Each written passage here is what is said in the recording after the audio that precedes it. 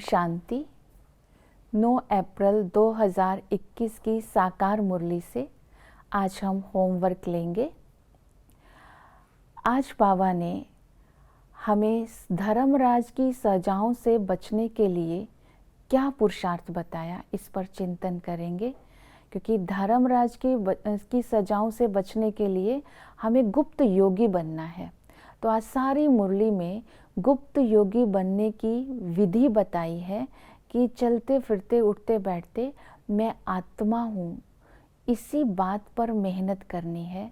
मैं सूक्ष्म स्टार हूँ और मेरे अंदर दैवी गुण है। अपने अनादि और आदि गुणों का चिंतन करते रहेंगे। दूसरा, आज हम अटेंशन रखेंगे अवस्था को एक रस बनाने के लिए मुझे किन बातों पर अटेंशन देना है। क्योंकि एक रस अवस्था होगी तभी हम बाबा को याद रख पाएंगे और बाबा ने जो धारणा की बातें हैं उसको जीवन में अपना पाएंगे। हम आज सारा दिन इस बात पर अटेंशन देंगे कि हम छोटी छोटी बात पर रिएक्ट नहीं करेंगे, ताकि हमारी स्थिति एक रस रहे और बाबा का साथ रहे और हमारी नियम मर्यादा जीवन में जो बाबा बता रहे हैं हम धारण कर सकें। फिर आत्मा को पावन बनाने के लिए मुझे क्या करना है। तो बाबा ने कहा ये बहुत मेहनत का काम है। ज्ञान सुनाना तो सहज है, लेकिन आत्मा को पावन बनाने के लिए दिल की लगन से बाप को याद करना है। और बाबा ने कहा ये दिल सूक्ष्म चीज है और आत्मा भी सूक्ष्म चीज है, तो उसको सारा दिन स्मृति में रखना, देही अभिमानी बनना, तब ही हम पावन बन सकते हैं। तो पावन बन करके ही हम राजाई लेंगे। तो इसके लिए सारा दिन हम याद रखें कि बाबा ने जो याद की विधियां बताई हैं उससे मुझे क्या प्राप्तियां होंगी। जब किसी चीज़ से हमें प्राप्तियां होती हैं तो उसके लिए हमारे पास टाइम भी होता है और उसको करना इजी भी हो जाता है। आज की मुरली में बहुत सारी प्राप्तियां बताई हैं।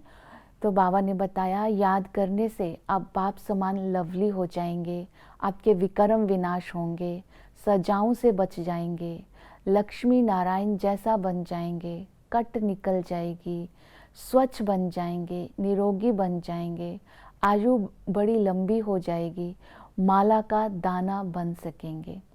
तो इस तरह हम बाबा को याद करेंगे तो हम इन बातों को जीवन में धारण कर सकेंगे। ये याद की से होने वाली प्राप्तियों को इमर्ज रखें। नेक्स्ट है, आज हम चिंतन करेंगे जब भी टाइम मिले कि हमें किन किन देही अभिमानी बनने में किन किन बातों पर मेहनत करनी है। क्योंकि देही अभिमानी बन गए तो आत्म अभिमानी भी बन सकेंगे और बाबा की याद भी निरंतर हो सकेगी। देही अभिमानी उसको बोलते हैं कि हम किसी भी बात में निंदा स्तुति मान उपमान में रिएक्ट ना करें, उसी को देही अभिमानी बोलते हैं। और कर्म करते समय स्मृति रहे कि देही देह से कर्म करा रही है। जब ये स्थिति रहेगी तो हमारी एक रस स्थिति रहेगी। तो हमें देही अभिमानी बनने के लिए याद रखना है कि स्टार समझना है खुद को और माला का दाना बनना है। तो इसके लिए भी देही अभिमानी ही बनना पड़ेगा। तो निरंतर बाप की याद में रहना है। तो देही अभिमानी होगा तो हम निरंतर बाप की याद में भी रह पाएंगे।